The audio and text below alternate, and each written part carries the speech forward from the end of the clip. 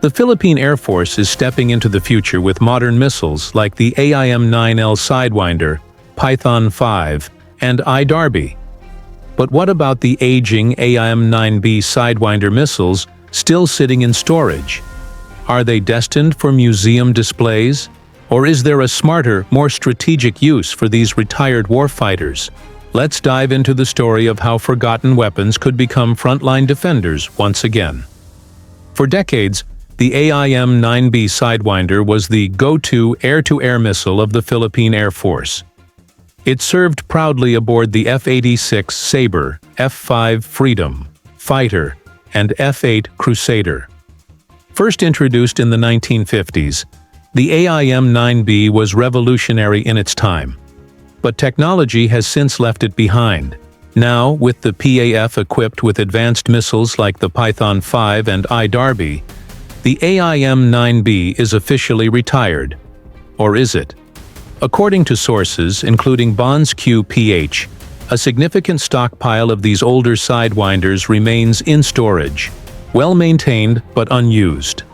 Placing them in museums might honor their history, but does it serve the country's security today? These missiles may be obsolete for modern air combat, but they still hold value in a different role.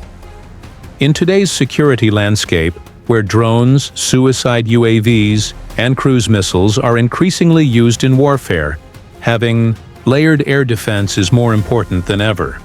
Rather than letting them collect dust, the Philippines has the option to do something bold: repurpose these aging missiles into an active defense system.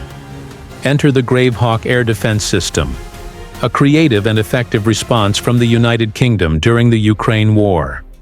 UK took old ASRAAM and R-73 missiles and built a modular launcher using pylons from retired fighter jets like the Tornado and Jaguar.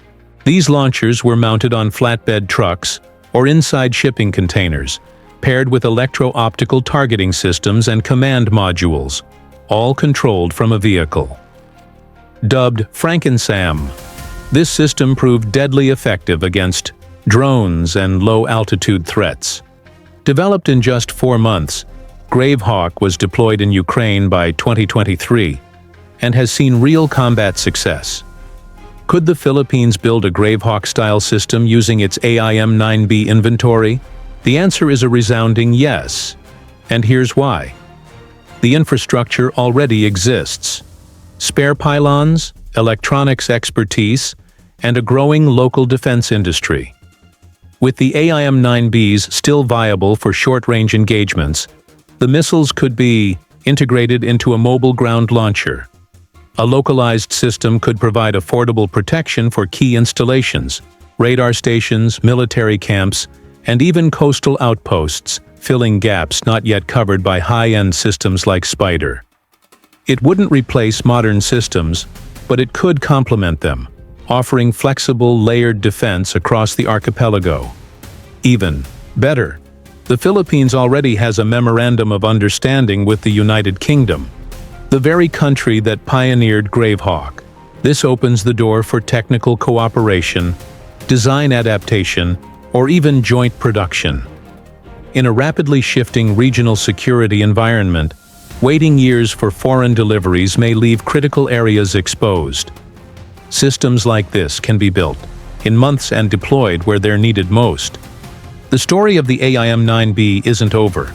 With the right vision, these missiles could serve a new mission, defending the skies once again, not from fighter jets, but from modern threats like drones and cruise missiles. Innovation isn't always about new tech.